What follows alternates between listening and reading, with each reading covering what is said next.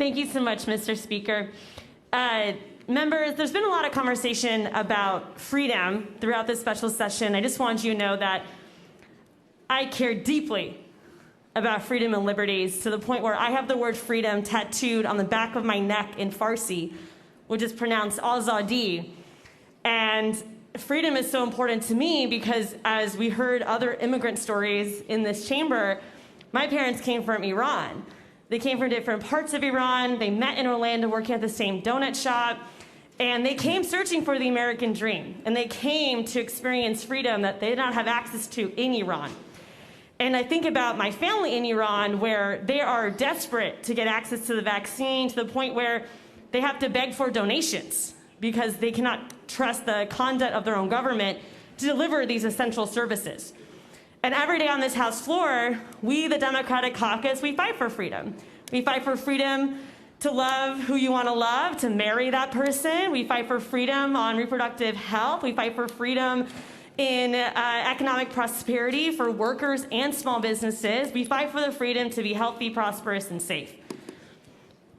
But to that point, you do not have the freedom to harm others. And every other occasion, if you harm someone else, even in this chamber, if you're disrespectful to someone else or you harm someone else, there are consequences. And just like if you cause harm outside of this chamber, there are consequences. And Representative Tracy Davis, who experienced COVID-19, shared that experience as someone coming to her home that unfortunately was the transmitter for her and her family getting sick. And so this freedom to not cause harm to others is pretty paramount and essential to our American democracy, to what keeps government running and keeps all of us safe. I know that if somebody was causing harm to me, even those opposing me politically would stand up for me. And I know that because people here have done that before. And so the entire premise that we're trying to amplify today is you cannot have the freedom to cause harm to others. Unfortunately, in the case of COVID-19, what is a war on COVID-19 that two different administrations have embarked on, both Democrat and Republican now, we have to go beyond party lines because COVID-19 doesn't care what your party affiliation is. It causes harm no matter what. Yet we have these mitigation tactics, mask wearing, and the vaccine to help reduce hospitalizations and save lives. And I just want to amplify, too, the transparency from the CDC.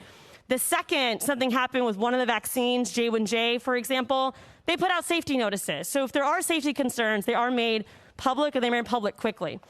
And I know I'm running out of time, but I just want to add, too, that I got an email from a Miami-based private school, and they're encouraging us to vote no on this bill. They serve students with disabilities. And they wrote in their email to me that if you are pro-school choice and pro-small business, you have to be anti this bill. And so I really want that to stick with you because at the end of the day, vaccines and masks are about safety. It's not about politics. And you have small businesses across the state contacting us to stress that to us. So thank you, Mr. Speaker.